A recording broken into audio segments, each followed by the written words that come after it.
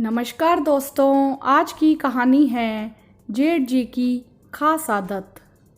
जूही के परिवार में सभी लोग पढ़े लिखे और खुले विचारों वाले थे।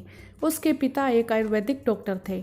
सभी की लाडली होने के कारण थोड़ी अल्हड़ थी, लेकिन सभी का ख्याल रखना उसकी आदत थी। एक भरे पूरे परिवार में उसकी शादी हो गई। ससुराल में सास और 3 जेठ जेठानी का परिवार था। परिवार में सभी बहुत अच्छे थे, लेकिन बड़े जेठ जी थोड़े पुराने विचारों वाले थे। इसीलिए घर की सभी बहुएं उनसे थोड़ा पल्लू किया करती थी। लेकिन जूही को यह पता नहीं था और ना किसी ने उसे बताया। बड़े जेठ जी जब भी बाहर से आते, खांसते हुए आते। जूही को थोड़ा अजीब लगता। 1-2 दिन तो उसने कुछ नहीं किया, लेकिन जब तीसरे दिन जेठ जी खांसते हुए घर में आए तो वह पानी का गिलास लेकर आ गई। जेठ जी ने मुंह फेर कर कहा, रख दो। जूही गिलास रखकर चली गई। शाम को वह फिर खांसते हुए आए। इस पर जूही उनके लिए चाय बनाकर ले आई। जेठ जी ने फिर मुंह फेर कर कहा, रख दो। जूही को बहुत अजीब लगता। मन ही मन वह बड़बड़ा रही थी कि पता नहीं भाभी इनका ख्याल क्यों नहीं रखती। दूसरे दिन तो हद ही हो गई। जेठ जी खांसते हुए आए तो जूही उनके लिए काढ़ा बनाकर ले आई।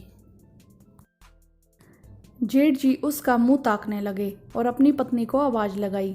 जेठानी ने जूही से कहा, छोटी बहू तुमने अपने जेठ जी के लिए काढ़ा क्यों बनाया है? जूही ने कहा, भाभी ये काढ़ा खांसी के लिए बहुत अच्छा है। मेरे पापा ने मुझे बनाना सिखाया है। लेकिन तुम्हारे जेठ जी तो ठीक हैं, उन्हें इसकी ज़रूरत नहीं है। अरे भाभी, आपने देखा नहीं जेठ जी जब भी आते हैं खांसते हुए आते हैं। जूही ने कहा।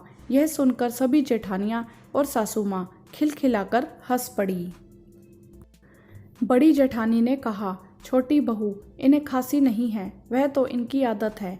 इनकी खांसने की आवाज़ सुनकर घर की सभी बहुएं सिर पर पल्लू कर लेती हैं। अब तो जूही बेचारी शर्म से पानी पानी हो गई।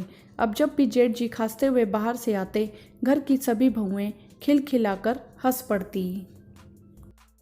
जेठ जी बेचारे झेप जाते, लेकिन इतने वर्षों की आदत भला इतनी जल्दी थोड़े ही जाने वाली थी। हाँ तो दोस्तों, यह जेठ जी की खास आदत आपको कैसी लगी? क्या आपके घरों में भी ऐसा होता है? आप हमें कमेंट करके ज़रूर बताएं।